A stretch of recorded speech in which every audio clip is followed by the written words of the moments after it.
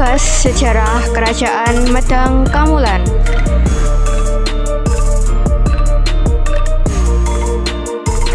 Berikut hasil kerja kelompok kami. Sejarah Kerajaan Medang Kamulan oleh kelompok 2. Halo, apa kabar? Semoga hari kalian baik ya. Kali ini kita akan membahas tentang sejarah Kerajaan Kamulan. Tapi sebelum membahas lebih lanjut, apakah kalian tahu apa yang dimaksud dengan Kerajaan Medang Kamulan? Lokasi dan sumber sejarah. Kerajaan Medang Kamulan didirikan oleh Mpu Sindok pada abad ke-10. Kerajaan ini diperkirakan berada di daerah Jombang. Mpu Sindok adalah keturunan dari dinasti Sanjaya yang berkuasa di Mataram kuno. Kerajaan Medang merupakan lanjutan dari Mataram kuno di Jawa Tengah. Mpu Sindok memindahkan pusat pemerintahan ke Jawa Timur dengan adanya tekanan dari Kerajaan Sriwijaya di Sumatera. Selain itu, faktor bencana alam juga menjadi alasan Mpu Sindok memindahkan Mataram kuno ke Jawa Timur. Mpu Sindok kemudian merintis dinasti baru, yakni dinasti Isana yang diambil dari gelar Mpu Sindok, yaitu Isana Tunggadewa. Mpu Sindok memerintah Medang Kamulan pada 929 Masehi hingga 949 Masehi. Dinasti Isana kemudian menjadi penguasa di Medang Kamulan dalam kurun waktu 1 abad. Kondisi sosial politik. Mpu Sindok memerintah bersama-sama dengan permaisurinya. Beberapa prasasti lainnya menyebutkan pada masa pemerintahannya negara aman dan tentram.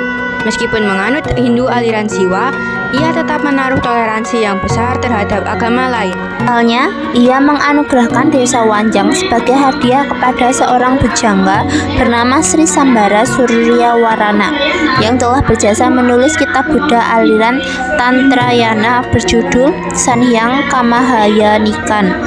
Dengan demikian, Mpu Sindok memfasilitasi perkembangan agama Buddha Tantrayana, yaitu sinkretisme pencampuran antara ajaran Buddha dan agama Hindu aliran Siwa.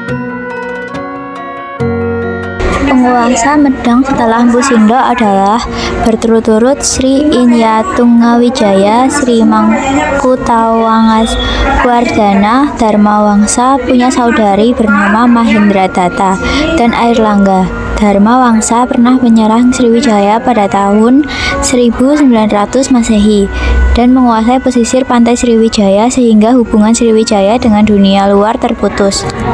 Pada tahun 1016 Masehi, kerajaan ini mengalami pralaya atau malapetaka ketika pesta pernikahan antara putri Dharmawangsa dan Airlangga hasil pernikahan Mahendradatta dengan Raja Udayana dari Bali sedang berlangsung. Tiba-tiba di kota Watan diserbu Raja Wulandari yang berasal dari Waran, sekarang desa Ngloram, Sepuh Blora, sekutu kerajaan Sriwijaya. Dalam serangan itu, Dharmawangsa dan seluruh anggota keluarga istana tewas, sedangkan Airlangga lolos ke hutan pegunungan Wanagiri ditemani pembantu setianya, Empu Narotama. Di sana ia menjalani hidup sebagai pertapa. Sejarah di Indonesia. Airlangga dinobatkan sebagai raja oleh pendeta pada tahun 1019 Masehi dan membangun pusat kerajaan di Kahuripan, Sidoarjo. Kalau dipindahkan lagi ke Daha, Kediri. Namun wilayah kekuasaannya tidak seluas saat mertuanya berkuasa. Tahun 1025, Airlangga memperluas kekuasaan seiring melamanya Sriwijaya. Langkah ke-1 yang dilakukannya adalah menyusun kekuatan untuk menegakkan kekuasaan Wangsa Isyana atas Pulau Jawa. Selanjutnya, ia memberi kedudukan kepada setiap orang yang berjasa terhadap kerajaan. Selama masa pemerintahannya, karya-karya sastra berkembang. Di antaranya Kitab Arjuna Wiwaha yang ditulis Mpu Kanwa pada 1935 Masehi. Memperbaiki pelabuhan Ujung Galuh di Muara Kalibrantas. Kapal-kapal dari India, Burma, Kamboja, dan Campa berkunjung ke kedua tempat itu. Membangun waduk Waringin Sabta untuk mencegah banjir musiman. Membangun jalan-jalan yang menghubungkan pesisir ke pusat kerajaan. Agama Hindu Purana Wisnu berkembang pada masa pemerintahan Airlangga. Airlangga dianggap titisan Dewa Wisnu yang berkembang banyak aliran keagamaan seperti Hindu, aliran Siwa, dan Buddha.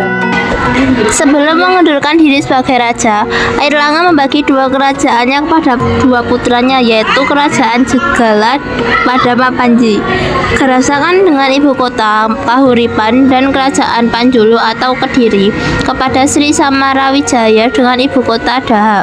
Tindakan tersebut untuk menghindari perebutan tahta. Ia kemudian bertapa dan mangkat pada 1049 Masehi di pemakaman Candi Belahan. Ia digambarkan Dewa Wisnu sedang mengendarai burung Garuda. Adakah pertanyaan?